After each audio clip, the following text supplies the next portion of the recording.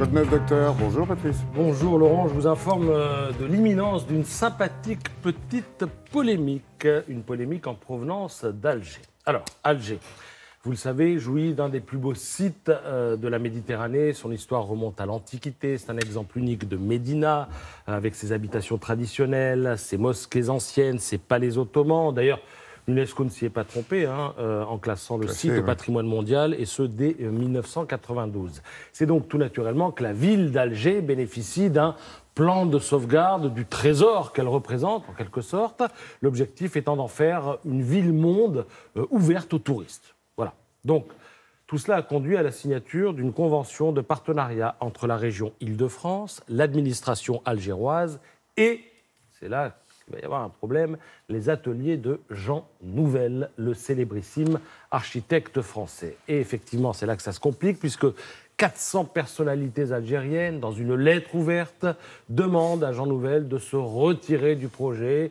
Ces personnalités considèrent ne pas avoir besoin, je cite, d'un architecte étranger qui travaillerait, et là encore je les cite, au détriment des compétences nationales. En fait, dans cette affaire, les compétences nationales algériennes sont largement sollicitées, puisque les bureaux d'études, les entreprises, les universitaires qui ont été consultés, les techniciens aussi du projet sont tous algériens. Jean Nouvel ne devant en fait que superviser les travaux de réhabilitation, mais apparemment rien n'y fait, ça bloque un petit peu. Alors le magazine Beaux-Arts raconte toute cette affaire, le récit est assez détaillé. On apprend au passage que tous les frais liés aux prestations de Jean Nouvel sont pris en charge par le Conseil régional d'Île-de-France, qui visiblement a les moyens. On verra s'il a les moyens de maintenir aussi Jean Nouvel dans le projet. En tout cas, comme le dit le magazine Beaux-Arts ce mois-ci, l'affaire est loin d'être close. Ils veulent bouter Nouvel hors du projet.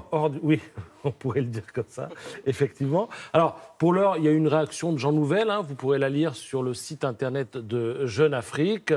Qu'a-t-il dit? Il dit « J'ai répondu aux pétitionnaires qu'ils ne me connaissaient pas et, en particulier, que j'ai toujours été anti-colonialiste. » Voilà, parce que le procès qui est sous-jacent, évidemment, c'est un procès en néo-colonialisme. Moi, si j'avais Jean Nouvel pour construire ma bicoque au fond du jardin, perso, je prendrais, je ne sais pas vous, mais je suis plutôt preneur. Pour la plus-value ou le projet? En plus, il y a la plus-value. Mais bon, la Casma d'Alger n'est pas à vendre et ne sera, je l'espère d'ailleurs, jamais à vendre. En tout cas, avec Jean Nouvel, je pense qu'elle prendrait quand même un petit peu de valeur immobilière, peut-être, en tout cas sentimentale, forcément. Allez, 30 secondes encore. 2 mots pour vous dire, ce soir, sur France 2, grand oral. Alors, grand concours d'éloquence. Dans le jury, vous aurez une Miss, un avocat, un rappeur, un humoriste, un ex-agent de Star, Besnéard, et Roselyne Bachelot. Qui est par ailleurs, on l'apprend ce matin dans le Parisien, parce qu'elle s'exprime sur cette émission, jurée de concours lyrique. Je veux dire, au civil, j'allais dire. Et puis en cette émission, ce grand concours d'éloquence, c'est peut-être une manière pour la télé de se racheter, car elle a quand même contribué, la télé, à l'appauvrissement du langage. Même si ici, tous les matins, nous nous efforçons de démontrer le contraire, à l'arrivée, il faut quand même reconnaître que... Donc on pourrait la faire chanter. Et alors, quand on demande à Bachelot qui sont les meilleurs orateurs, elle dit en ce moment c'est Mélenchon et Macron. Mais Macron, pourquoi? Parce qu'il a travaillé sa voix avec le baryton Jean-Philippe Lafont. Voilà, petite révélation tout au long de l'interview de Roselyne Bachelot dans le Parisien ce matin. Quelles que soient les signatures, les compétences sont importantes. Merci, merci beaucoup, Patrice.